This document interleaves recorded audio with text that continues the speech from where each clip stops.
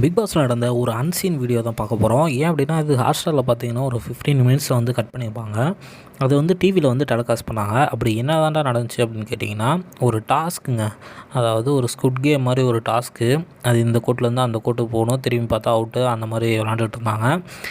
ராயனும் முத்துக்குமரனும் என்ன பண்ணிட்டாங்க, டாஸ்க் வந்து அந்த பஸ்ஸர் அடிக்கிறதுக்கு முன்னாடியே வந்து ஸ்டார்ட் பண்ணிட்டாங்க.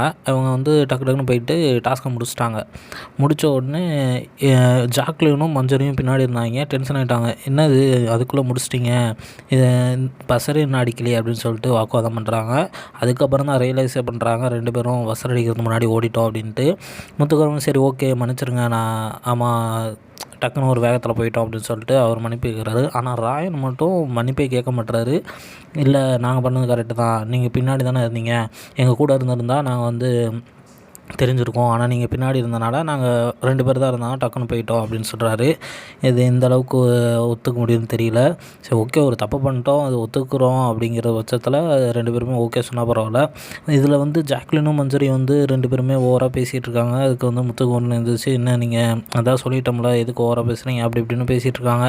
இந்த 15 மினிட்ஸை ஏன் வந்து கட் பண்ணாங்க அப்படின்னு தெரியல. அதோடு மட்டும் இல்லாமல் டாஸ்க் பஸ்ஸர் முடிஞ்சு வந்து தீபக் வந்து ஒரு திங்ஸ் எடுத்துகிட்டு வருவார். அது என்னென்னு படிக்கிறது ஜாக்லின் வருவாங்க. மஞ்சரி வந்து தொட்டு பார்ப்பாங்க. திடீர்னு என்ன நினச்சாருன்னு தெரியல, மனுஷன் ஓவராக ரியாக்ட் பண்ண ஆரம்பிச்சிட்டாரு. ஏம்மா எனக்கு தான் வந்துச்சு என்னம்மா அப்படின்ட்டு ஒரு மாதிரி. அவர் எப்பவுமே ஒரு பாடி லாங்குவேஜ் இருக்கும், அந்த லாங்குவேஜில் பேசணுன்னே ஜாக்லின் வந்து டென்ஷன் ஆகிடுறாங்க. போயிட்டு அமைதியாக உட்காந்துறாங்க. இல்லைண்ணா நீங்களே படிங்கண்ணா, நீங்களே பாருங்கண்ணா அப்படின்ட்டு. சரி வாம்மா, ஏம்மா கோச்சிக்கிறா அப்படின்னு சொல்லிட்டு போயிட்டு கையை பிடிச்சி இழுக்கிறாரு. இழுத்துட்டு வந்து பார்க்கும்போது இல்லைண்ணா நீங்களே படிங்க அப்படின்ட்டு அவங்க சொல்கிறாங்க. அதுக்கப்புறம் தீபக் இருந்துகிட்டே இல்லை நீ வந்தால் தான் நான் படிப்பேன், இல்லைனா நானும் இங்கே தான் இருப்பேன் அப்படின்னு சொல்லிட்டு அவர் நின்றுட்டே இருக்கார். இதெல்லாம் எதுக்குன்னு தெரியல. அப்புறம் முத்துக்கு சரி விடுங்க, ஏன் சண்டை போட்டுக்கிறீங்க அப்படி இப்படின்ட்டு சமாதானம் பண்ண ட்ரை பண்ணுறாரு. அதுக்கப்புறமேலு ஜாக்லின் வந்து நான் சிரித்தாதான் போவேன் அப்படின்னு சொல்லிட்டு தீபக் வந்து நிற்கிறாரு. அதுக்கப்புறமேலு எப்படியோ ஒன்று சமாதானம் ஆகி முடிஞ்சிச்சு. இது பெருசாக இம்பேக்ட் ஆகாதுன்னு சொல்லிட்டு டெலிகாஸ்ட் பண்ணலையா என்ன தெரில. ஆனால் டிவியில் மட்டும் டெலிகாஸ்ட் பண்ணியிருக்காங்க. என்ன ஸ்ட்ராட்டஜின்னு புரியல. பிக் பாஸில் பல விஷயங்கள் திருப்பு முனையாக தான் இருக்குது. என்னவோ ஒன்று மொத்தத்தில் இந்த 15 மினிட்ஸை வந்து இதுதான் கட் பண்ணுது.